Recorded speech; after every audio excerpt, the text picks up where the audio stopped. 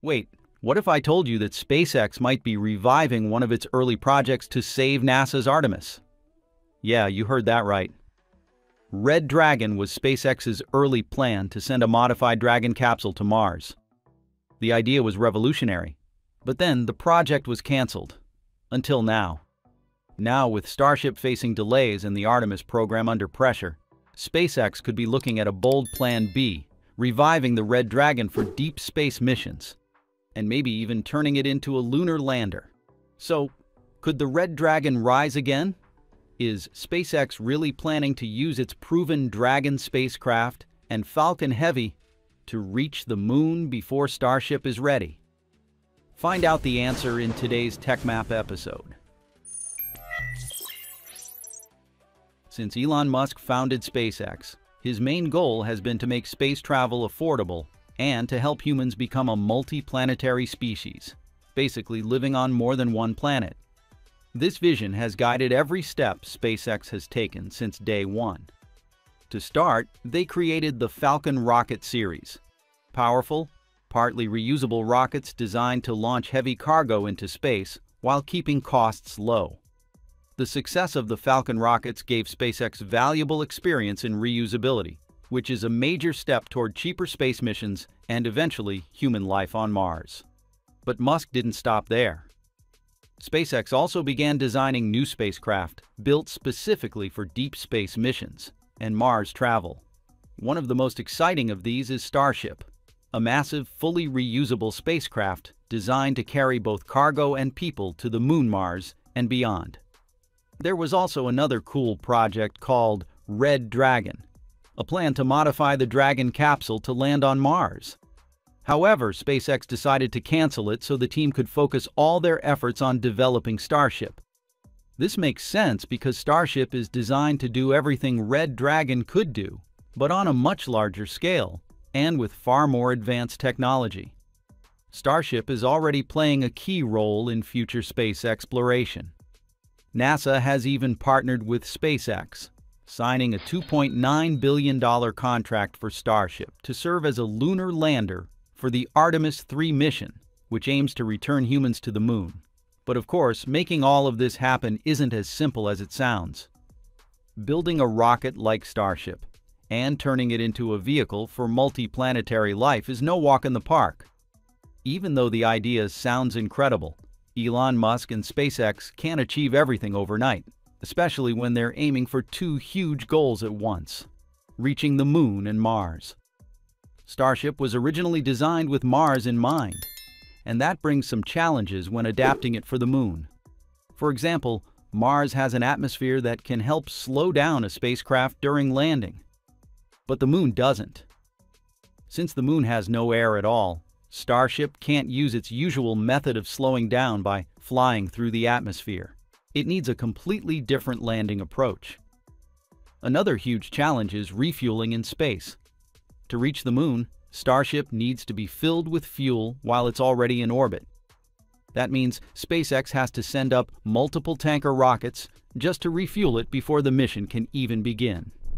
This kind of in-space refueling has never been done on such a large scale before, so it's risky and extremely complicated.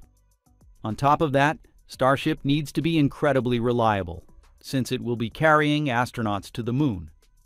Landing safely on the lunar surface, which has low gravity and a rough terrain, is no small task. Because of all these difficulties, the Starship human landing system has faced repeated delays. These delays have also pushed back NASA's Artemis 3 mission, which depends on Starship to land the next astronauts on the moon. This brings up a big question. Should SpaceX think outside the box? Maybe instead of using Starship for everything from the beginning, they could temporarily build a separate vehicle just for lunar exploration, while keeping Starship focused on Mars missions. At first, that might sound complicated, like adding more work, but it's actually not a totally new idea. Remember, SpaceX once worked on a project called Red Dragon, a spacecraft concept designed for deep space missions. Given SpaceX's experience with Red Dragon and their ongoing progress with Starship, it's not impossible to imagine them creating a smaller, specialized lunar lander inspired by that design. Such a vehicle could take lessons from Red Dragon's approach to entry, descent, and landing, but be optimized for the Moon's unique gravity and terrain. Here's the difference. The Dragon spacecraft is smaller and simpler than Starship. Because of its size and purpose, Starship has to handle landing and taking off on the Moon while carrying heavy payloads, a major engineering challenge. A smaller capsule-style lander would be easier to design for that job, but it wouldn't be as versatile.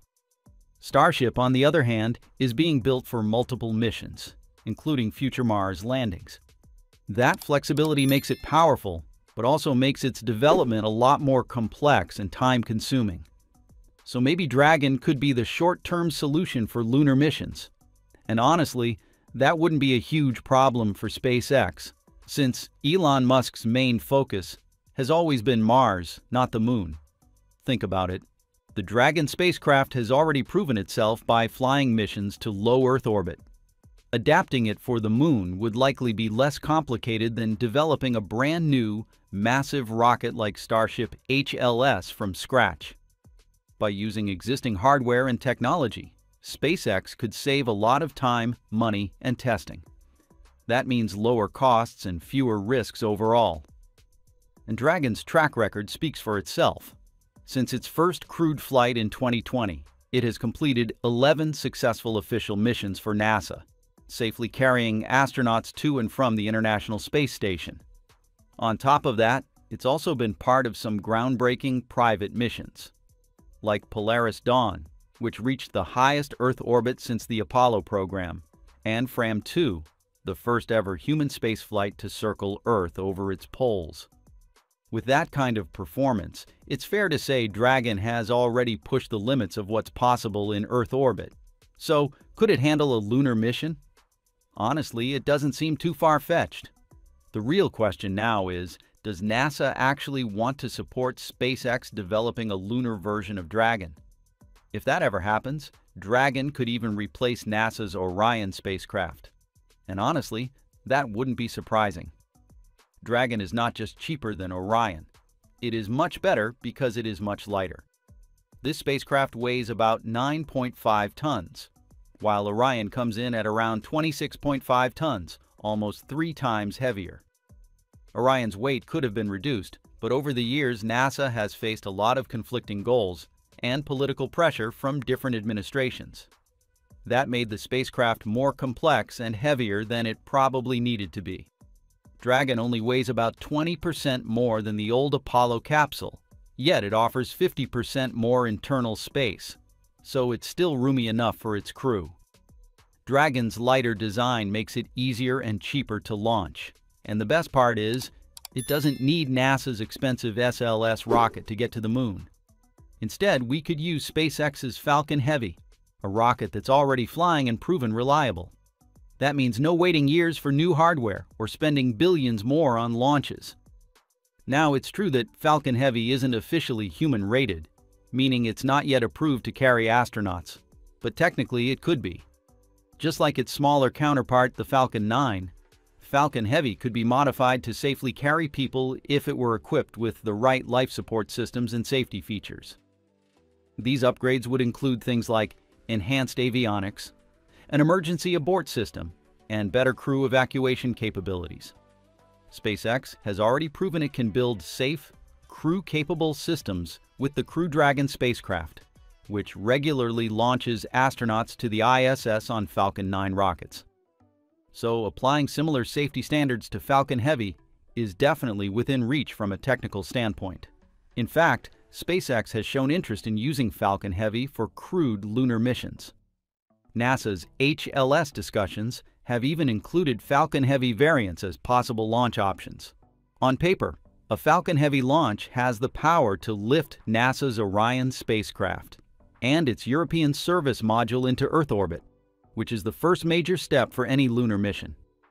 Some mission concepts even suggest using Falcon Heavy to launch Crew Dragon into Earth orbit, where it would rendezvous with a separate lunar lander, like Starship, already waiting near the Moon. The astronauts would transfer from Dragon into Starship, which would then fire its engines to leave Earth's orbit and head toward the Moon. To put the scale in perspective, Crew Dragon is about 8 meters tall and 4 meters wide, roughly the size of a small delivery truck. Starship, on the other hand, is a giant, standing at around 50 meters tall with a 9-meter diameter. It's so enormous that it could literally fit several Crew Dragons inside its cargo bay. However, human-rating Falcon Heavy wouldn't be easy or cheap.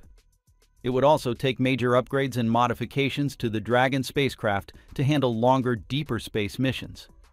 Meanwhile, NASA designed the SLS rocket and Orion capsule specifically for human spaceflight, with safety as the top priority.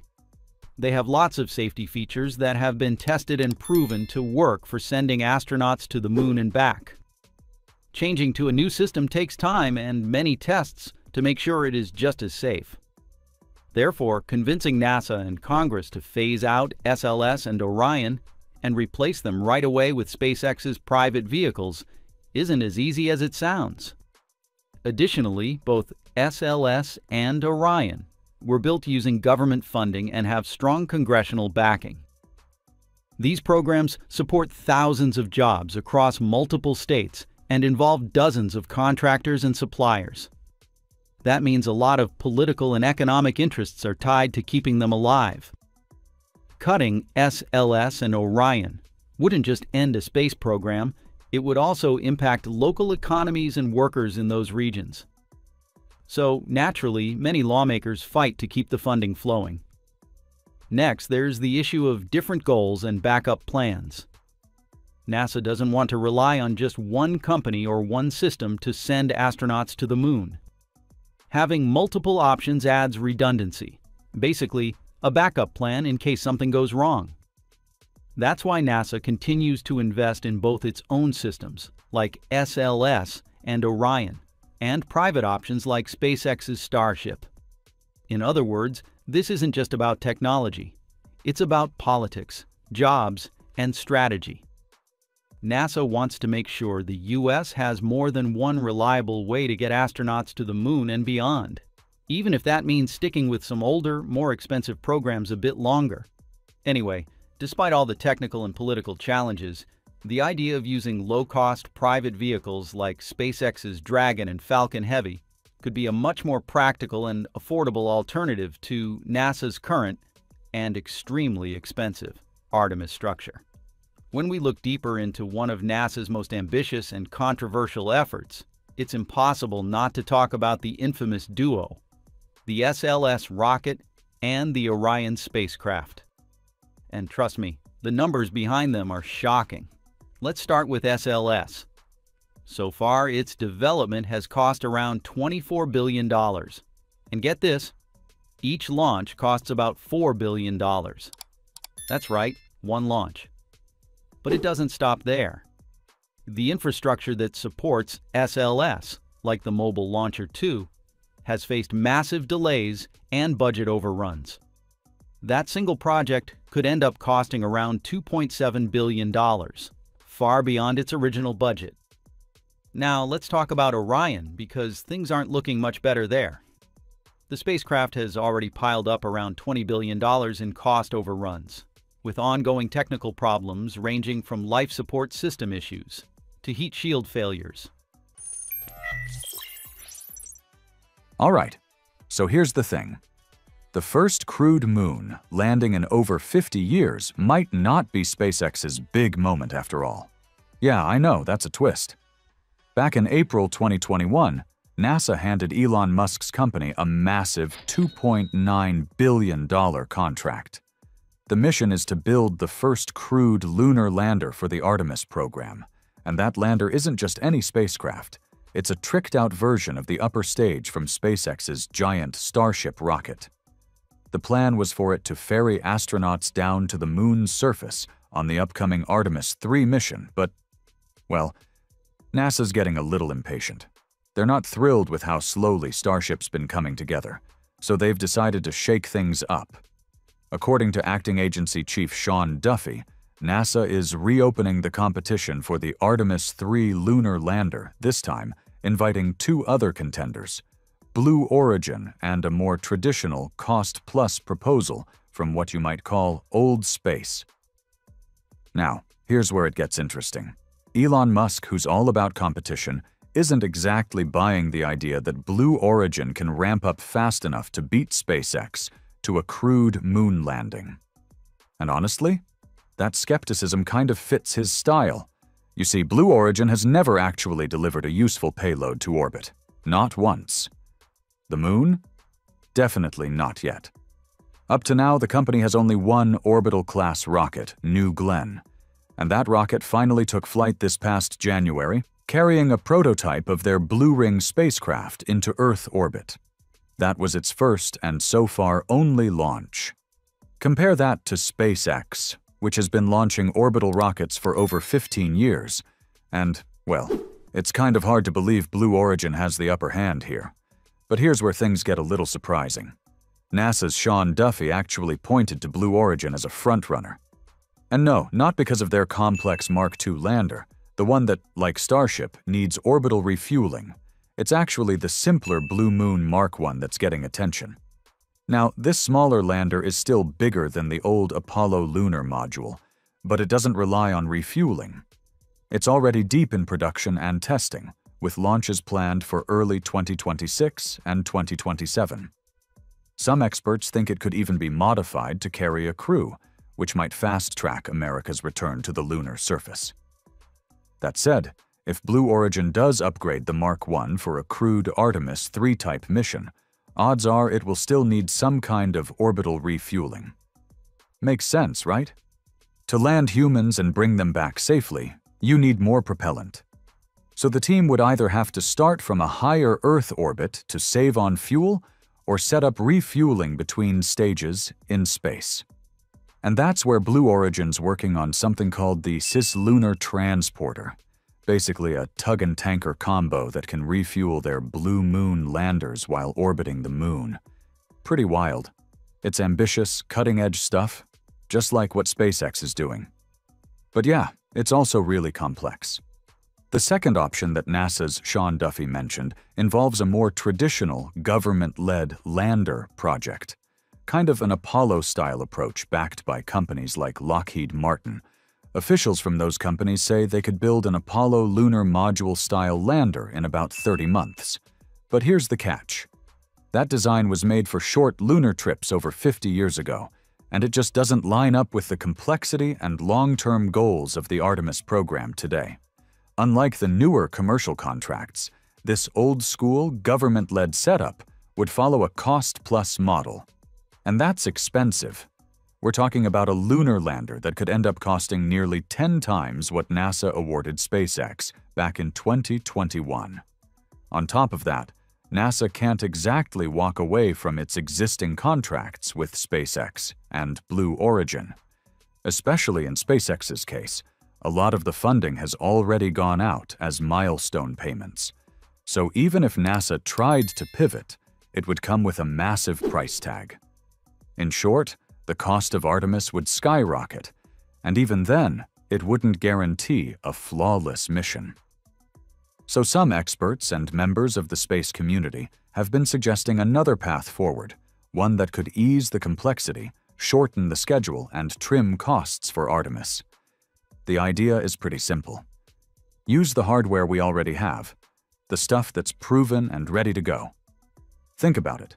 There's a rocket out there that's long-range, relatively affordable, and seriously capable. It's past the development phase, it's flight-proven, and it's still flying missions today. That rocket is the Falcon Heavy. Until Blue Origin's system becomes operational, Falcon Heavy will be the only launcher in its class that's actually available. Maybe not the only Super Heavy rocket overall, but definitely the most practical option right now. It offers roughly half the payload capacity of the Saturn V and can send about 16.8 tons all the way to Mars. Not bad for a commercial vehicle. Many see Falcon Heavy as a powerful, cost-effective alternative to NASA's pricey SLS rocket, giving Artemis a way forward without breaking the budget. One possible scenario involves using Falcon Heavy to launch the Orion spacecraft into low Earth orbit.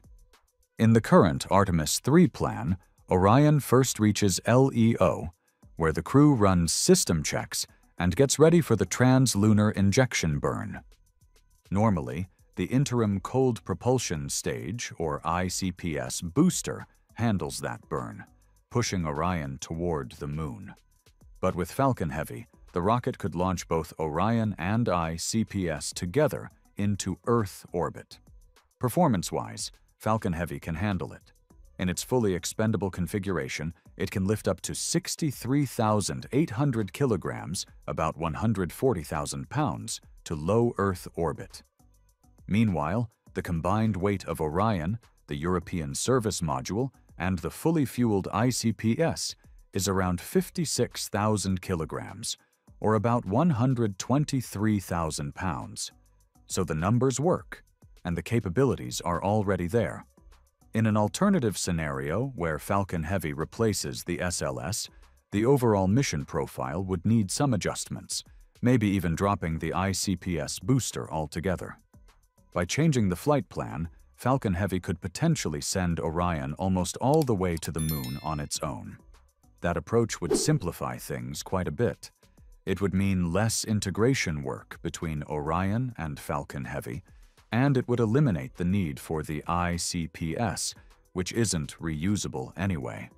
According to SpaceX, Falcon Heavy can lift more than 26,300 kilograms to geosynchronous transfer orbit. From an energy standpoint, that orbit isn't far off from what's needed for a trans-lunar injection. The difference is only about 700 meters per second of delta V. That's where Orion's own propulsion system comes into play. The service module can provide up to 1.8 kilometers per second of delta V, which, at least on paper, would be enough to make up that shortfall and complete the push toward the Moon. There'd still be some fuel left for mid-course corrections, too. The trade-off is that Orion probably wouldn't have enough propellant left to enter lunar orbit once it got there. Instead, the spacecraft could take a free return trajectory, looping around the far side of the Moon and heading straight back to Earth. It's a smart, fuel-saving path that was actually used as a backup during the early Apollo missions. If something went wrong, that trajectory would let the crew coast safely back to Earth without needing another big engine burn after the trans-lunar injection. At this stage, one of the biggest hurdles is figuring out how to make two very different spacecraft work together: Falcon Heavy and Orion. To start, Orion would need a larger payload fairing to fit comfortably with all its components. Its launch abort system, which was designed specifically for the wider SLS core, would also have to be reworked to fit Falcon Heavy's slimmer frame. That alone would mean a lot of aerodynamic modeling, structural redesigns, and extensive testing. On top of that, engineers would need new structural adapters to safely connect everything together. And that's where an even bolder idea enters the conversation. What if Orion were replaced entirely by Crew Dragon? In that case, SpaceX could use its already operational Falcon Heavy to send a Dragon capsule into low lunar orbit, while another Falcon Heavy launches a separate lunar lander. Once both vehicles are in orbit around the Moon, the crew could transfer from Dragon to the lander for the descent. Of course, Dragon wasn't built for deep space travel. To make that work, it would need some major upgrades, starting with its re-entry and thermal protection systems to handle higher speeds and temperatures, plus life support improvements for a multi-day lunar trip. Its current communications setup depends on GPS, which doesn't function beyond Earth orbit, so a new deep space navigation and communication system would have to be installed. Then there's radiation. The deep space environment is far harsher than low Earth orbit, so while better shielding could protect the astronauts, the spacecraft's electronics would need to be hardened to survive. Finally, Crew Dragon doesn't have the delta V needed to enter and exit lunar orbit on its own. That means it would need an extra propulsion stage or some other method to give it the push to reach the moon and the power to come back home. All of that might sound ambitious, but it's actually within reach. SpaceX has already floated a concept like this before, using their Crew Dragon spacecraft, launched by a Falcon Heavy, for a crewed trip around the moon. It was pitched as an alternative approach to NASA's Artemis program, and the plan was surprisingly practical. Here's how it would work. First, a Falcon 9 rocket would launch Crew Dragon and its astronauts into low Earth orbit. Then, a Falcon Heavy would lift off separately, carrying its upper stage loaded with fuel. Once both vehicles were in orbit, Dragon would rendezvous and dock with the Falcon Heavy upper stage. From there, the upper stage would handle all the major burns, sending Crew Dragon on a path around the moon and then back to Earth.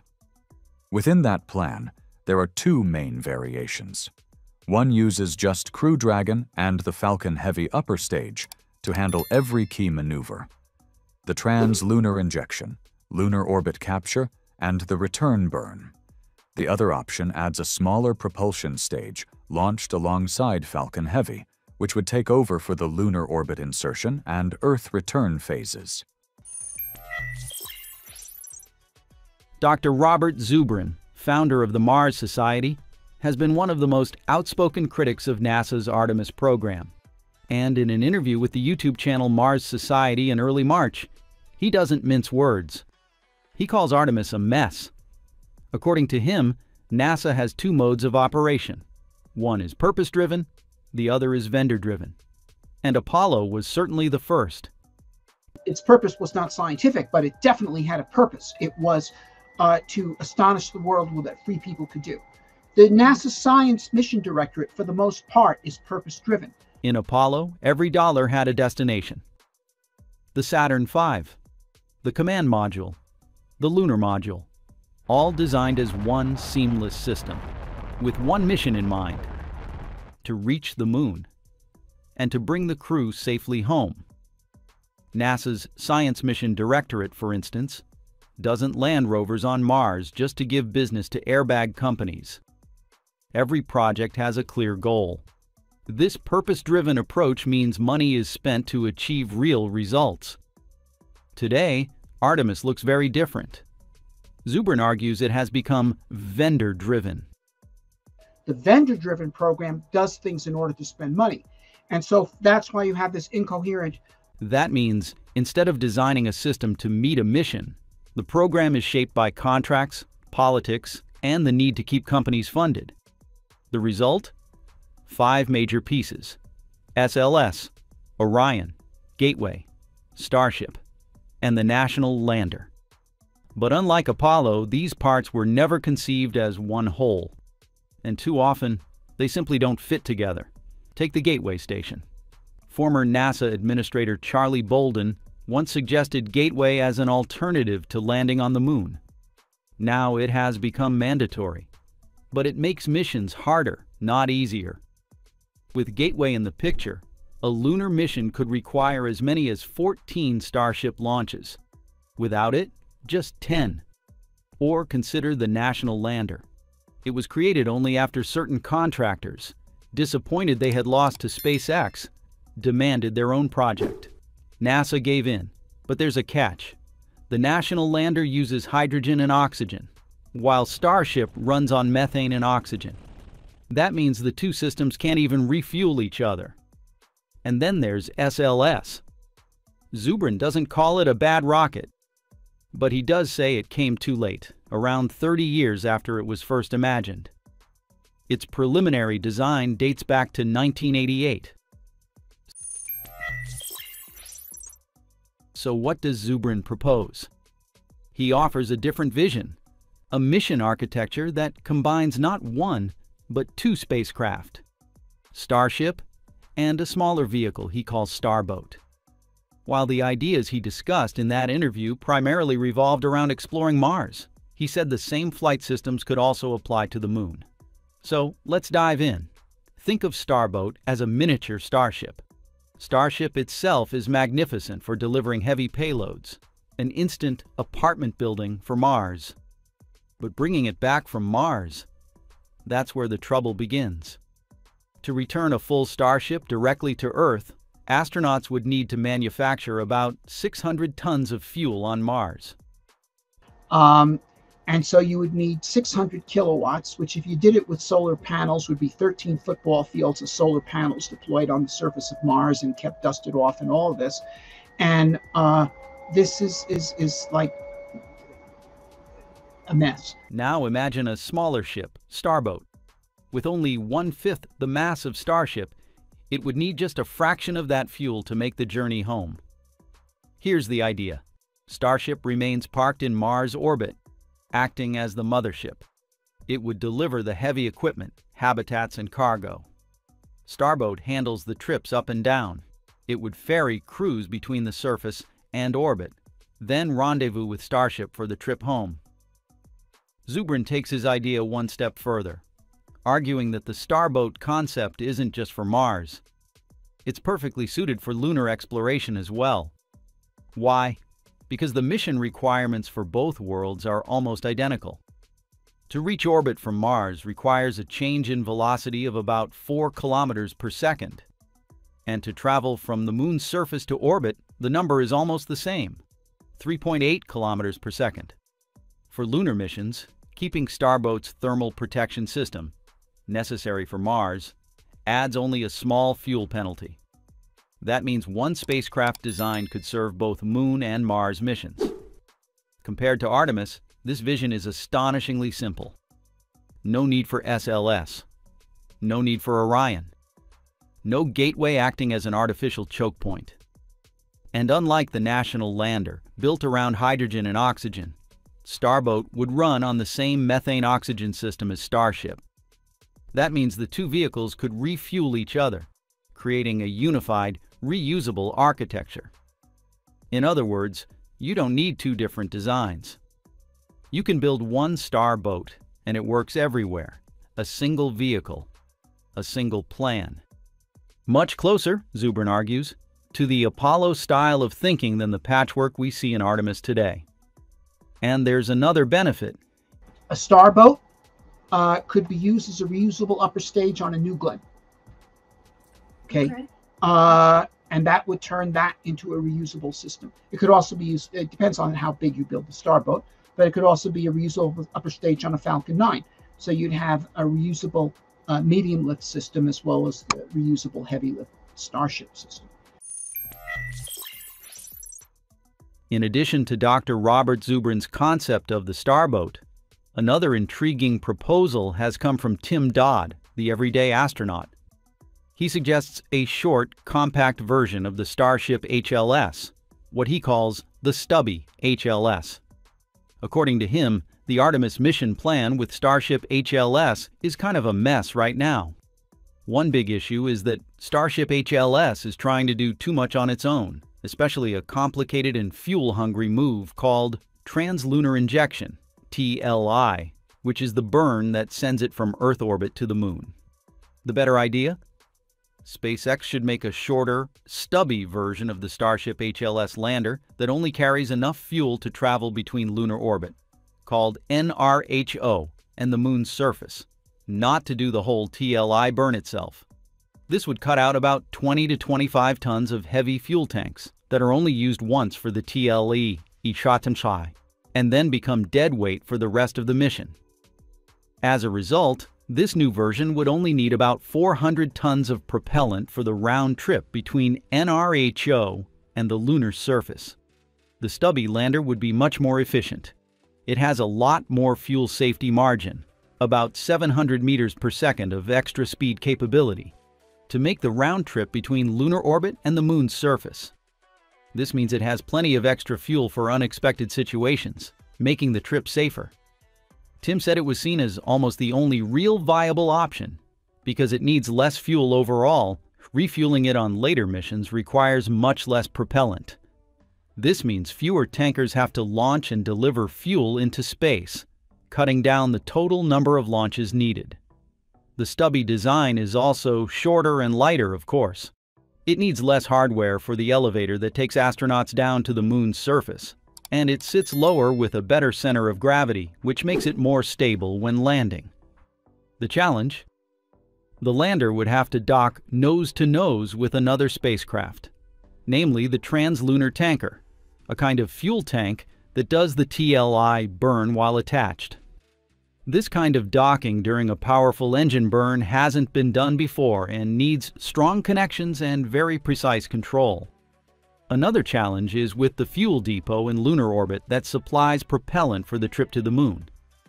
If this depot is very light and only has 2 vacuum-optimized Raptors, it will probably need to use a booster rocket to get into orbit, because 2 Raptors alone would burn about 1,600 tons of propellant in 19 minutes. Too much to carry in one launch. So the depot would have to carry less than 600 tons of propellant initially and use the booster to reach orbit. Even with this, the depot will have enough fuel to do its job with just 2 Raptor vacs. This problem also applies to the full-height Starship HLS doing its own translunar injection burn. The numbers are very tight, with little room for error and boil-off. Nevertheless, a stubby HLS is almost the only real viable option that has much greater margins and requires far less to refuel once it's at the moon. Best of all, the stubby design keeps the same crew and cargo space. The only downside is that the translunar injection burn has to be done with 2 docked spacecraft, which hasn't been done before. But it's worth the extra effort because it avoids an inefficient, heavier lander. What do you think? Is the stubby Starship HLS truly the most practical path for sustainable lunar missions? One that could help the United States return to the moon ahead of China, while laying the foundation for long-term exploration? Share your thoughts in the comments below. And in a broader context, maybe Zubrin's Starboat or Tim Dodd's Stubby. Which one do you prefer? At first glance, both are smaller, cut-down versions of Starship, designed to handle specific missions more efficiently than the full-size vehicle. But there are important differences. Zubrin's Starboat is designed as a 2-world solution, serving both Mars and the Moon with the same ship. It would be optimized for reusability with its own heat shield, allowing it to return through the thin Martian atmosphere while still operating seamlessly in lunar missions. Tim Dodd's Stubby, by contrast, is a lunar specialist. By shortening Starship's body, Stubby reduces mass and improves stability during lunar landings. Instead of adapting the full-size Starship to fit an environment it wasn't designed for, the Stubby version is a specialist lander, streamlined, practical, and purpose-built for lunar exploration. So, in essence, Starboat is broader in vision, tied directly to Zubrin's larger strategy of reforming NASA around a purpose-driven mission. Stubby HLS is narrower in focus, a smart, practical modification of Starship to make Artemis missions simpler, cheaper, and more efficient. Both concepts challenge the current patchwork of SLS, Orion, Gateway, and National Lander. And both put Starship, whether in full size, stubby, or mini form, at the center of America's future in space. For those of us who remember Apollo, this debate might sound familiar. Back then, engineers had to choose between competing mission architectures: direct descent, Earth orbit rendezvous, or lunar orbit rendezvous. In the end, one clear plan emerged, and it made history. Today, the question remains: will NASA continue with Artemis as it is, complex, fragmented, vendor-driven? Or will it adopt a simpler architecture, built around Starship and its smaller siblings? Spaceflight today feels like watching history unfold at breakneck speed. Just as the Saturn V and Space Shuttle once defined eras of American spaceflight, now the Falcon 9 is carving its own legacy, only this time it's not just about reaching orbit. It's about reusability, frequency, and sheer dominance. In the second quarter of 2025, SpaceX achieved something staggering. It carried 88.5% of all satellites launched into orbit. That's not dominance, it's near monopoly. Out of more than 743,770 kilograms of hardware that left Earth, 86% to SpaceX missions. Meanwhile, across the Pacific, China's state-owned aerospace giant, CASC, managed 50 spacecraft and just over 53,000 kilograms of payload. Respectable, yes, but compared to SpaceX, it's a distant echo. Why such a gap?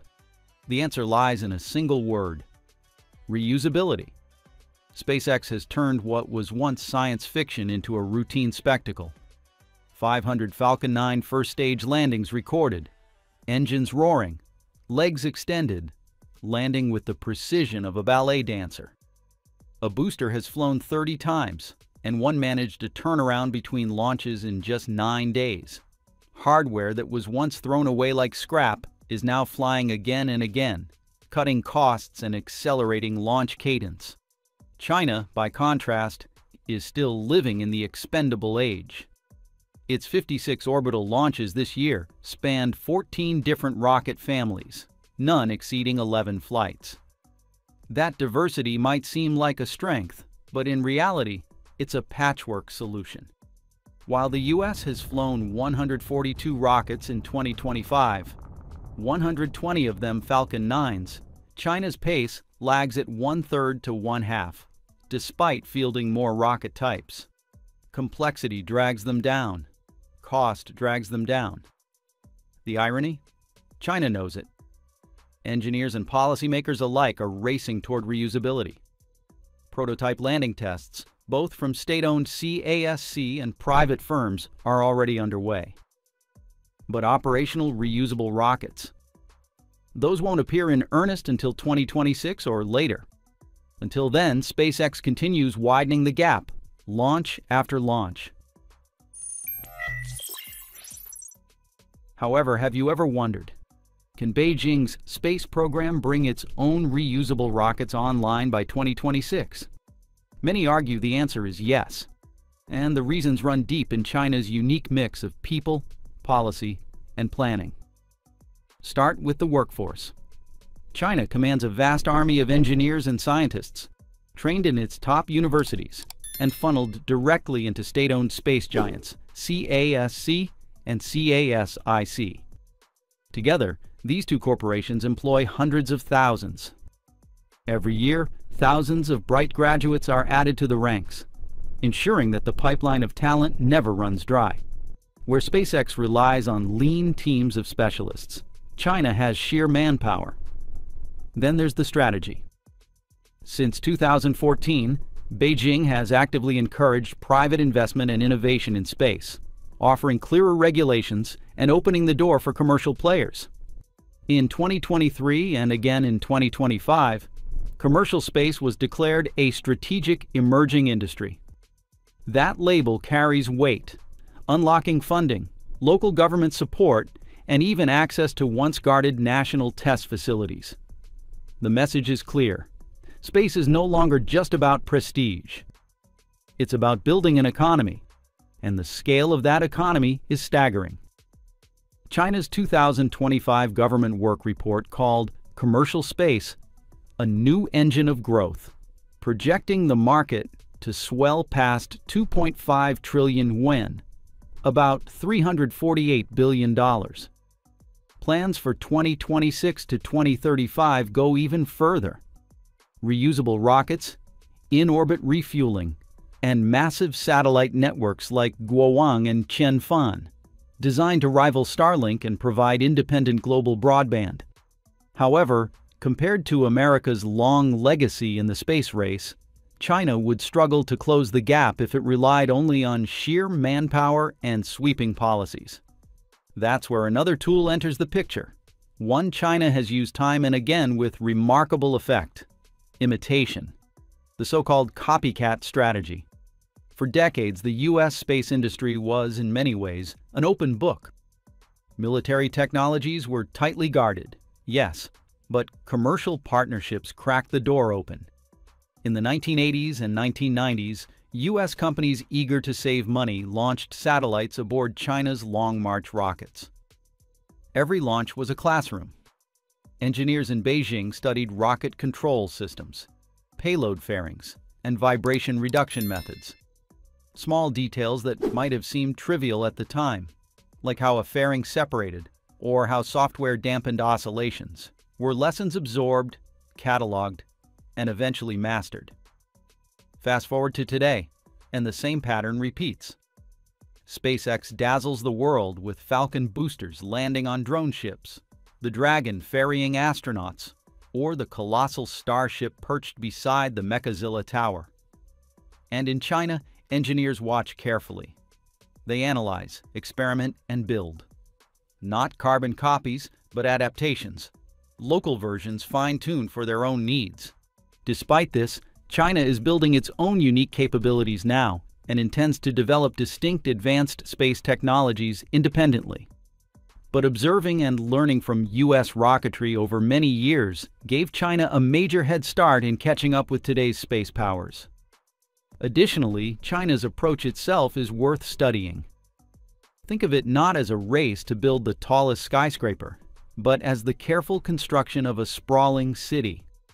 Instead of pouring resources into one or two dazzling landmarks designed to impress the world, China is methodically laying roads, utilities, and neighborhoods, an invisible but essential foundation that allows the city to expand steadily for decades.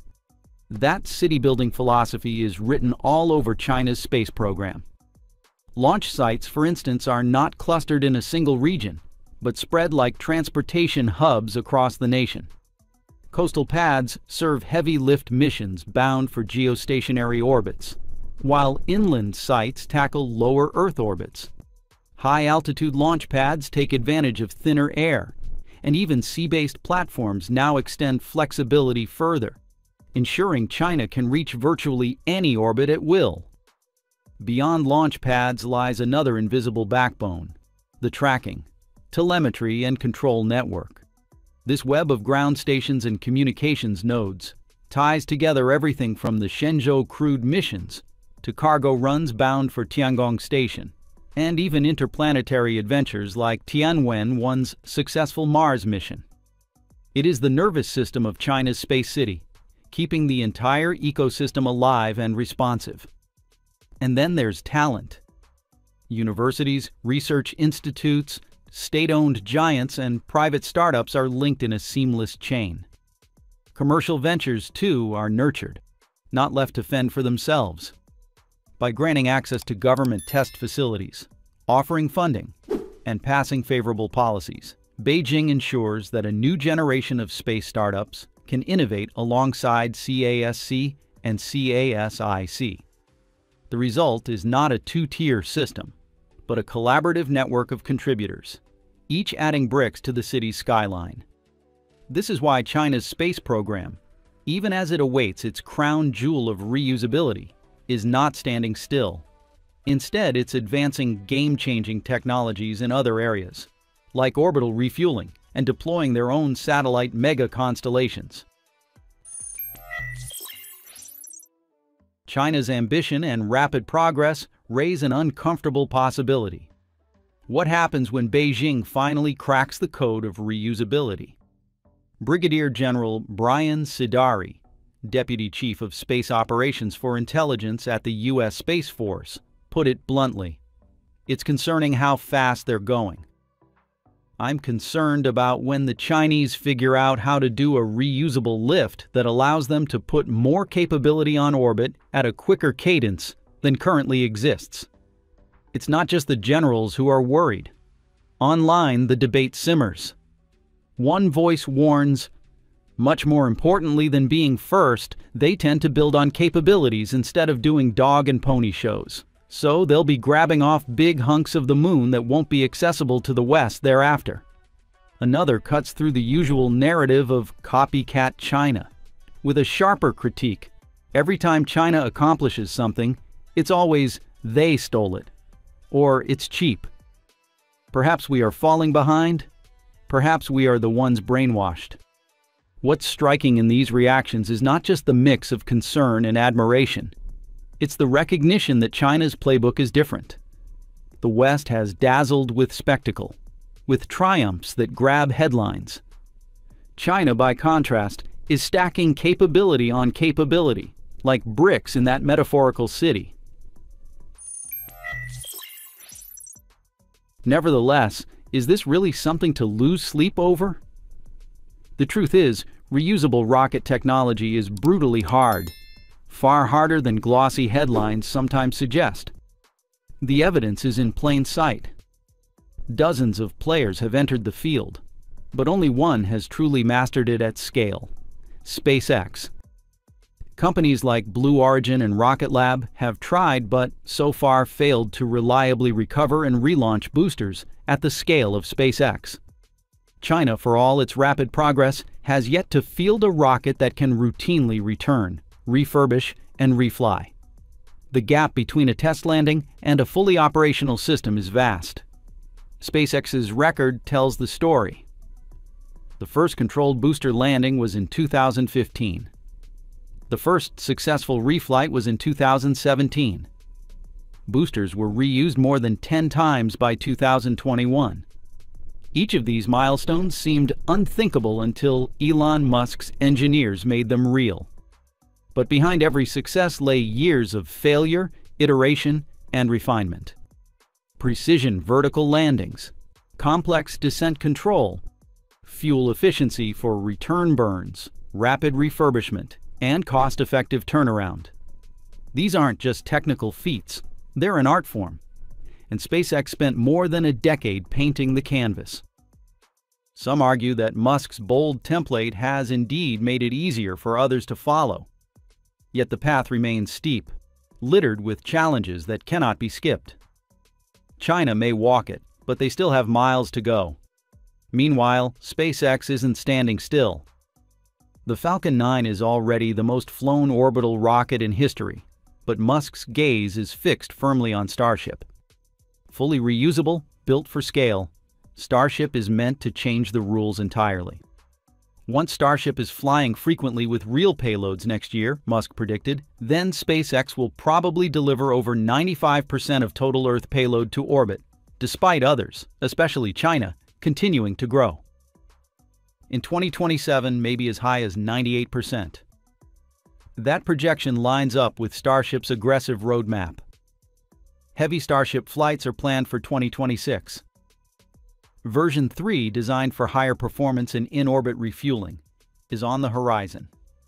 By then, SpaceX hopes to attempt its first catch of a returning Starship with the Mechazilla Tower, a spectacle that could redefine reusability once again.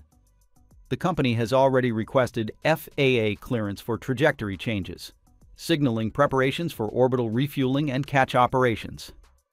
If it works, the economics are staggering. Analysts estimate Starship could drive launch costs down to just $200 per kilogram to low Earth orbit. The industry has been inching along a predictable cost curve for decades. SpaceX is on an entirely different trajectory. In the end, the question isn't simply whether China can build a reusable rocket. It's whether the United States can maintain the unity, vision, and momentum to keep leading the next chapter of the space age. Blue Origin is finally making some real noise in the space scene. And honestly, it's about time. So here's the scoop. In the past few days, Blue Origin has dropped a series of updates that caught everyone's attention, from progress on New Glenn to their work on the lunar lander, and even some big news about propellant transfer tech. It's like the company just flipped the switch from secretive to surprisingly transparent. Let's start with the big one. On October 8th, Blue Origin CEO Dave Limp announced that the first stage of New Glenn has officially been rolled out to Launch Complex 36. That marks the start of the final phase before they launch this massive rocket for the second time. But the excitement didn't stop there. Just 2 days later, Blue Origin revealed that they had successfully completed cryogenic propellant transfer operations inside NASA Marshall's TS-300 thermal vacuum chamber, a crucial step for future lunar and orbital missions. And as if that wasn't enough for one day, Limp also shared a sneak peek of the New Glenn first and second stage preparations for its next big integration milestone. It really feels like we're watching a new chapter of Blue Origin unfold, one where the company is opening up, moving fast, and giving us actual progress to get hyped about. The era of silence might just be over, and honestly, I'm here for it. Now here's where things get even more interesting. All of this Blue Origin momentum is happening right as SpaceX is catching some heat, especially when it comes to potential delays with the Artemis 3 mission. The main concern: SpaceX's Starship lunar lander might not be ready in time. And it's a bit ironic, right? Because SpaceX is known for being incredibly open with its progress. Live streams, behind-the-scenes photos, constant Starbase updates. Yet, when it comes to the human landing system version of Starship, everything suddenly gets a lot quieter. That silence has sparked some wild speculation. Some in the space community are even suggesting that Blue Origin could end up landing humans on the moon before SpaceX. Yeah, you heard that right. It sounds crazy at first, but when you look at how quickly Blue Origin's HLS program seems to be moving, it's not as far-fetched as it used to be. There's also this growing perception that SpaceX has sort of swapped places with Blue Origin, at least in terms of enthusiasm for the lunar program.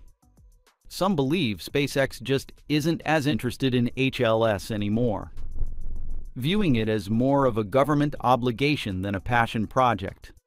After all, SpaceX is pulling in huge amounts of money from private contracts. Think Starlink, commercial launches, and especially this year's massive wave of U.S. military launch orders. From a business standpoint, you can see why they'd focus there. So, what's really going on? While SpaceX hasn't commented directly on these claims, others think the real story might be less about shifting priorities and more about a cultural change at Blue Origin.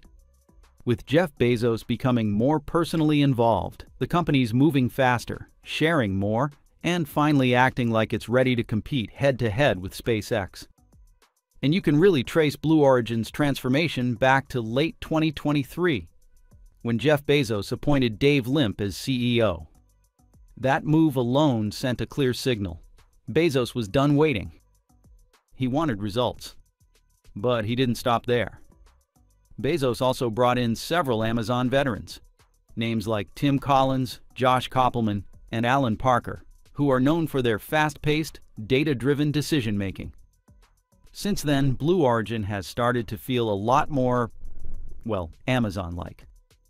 The focus shifted toward quicker execution, tighter schedules, and a much more aggressive launch cadence. You can already see that in action with the New Glenn maiden launch in January 2025, which finally marked the rocket's long-awaited debut after more than a decade in development. And now they're even changing how they communicate. In September 2025, Bezos hired Christopher Fuller as head of marketing and communications. If that name sounds familiar, it's because Fuller used to be the CCO at Inspire Brands, the parent company of Arby's, Dunkin', Buffalo Wild Wings, and more. So yeah, this guy knows how to build public trust and tell a strong story. His arrival feels like part of a bigger Bezos strategy to finally reshape Blue Origin's image after years of delays, internal drama, and missed opportunities. For context, it's now been 9 months since New Glenn's first launch, and the rocket still hasn't flown again.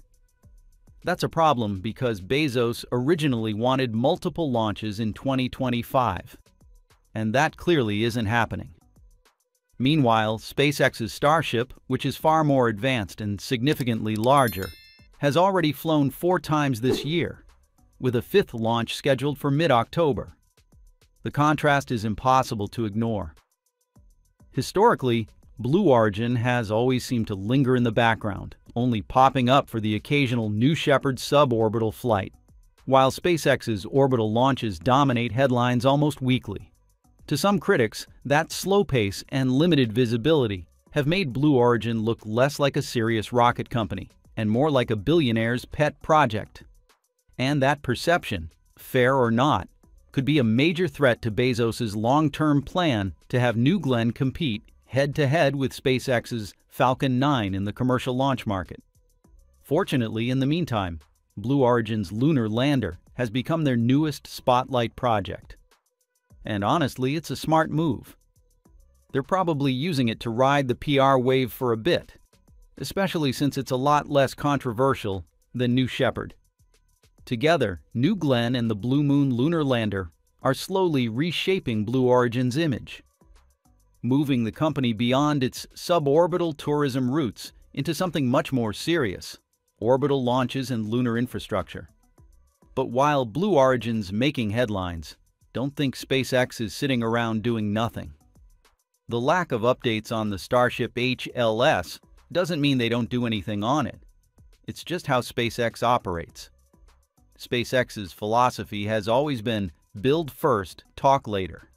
They're laser-focused on making things work before putting on a show. Right now, they're prepping for a major Starship test flight, Flight 11, scheduled for October 13th. So it's safe to say they're a bit too busy to talk about HLS just yet. When SpaceX has something worth showing off, they will. That's their style: big landings, fiery tests, jaw-dropping milestones, not early teasers.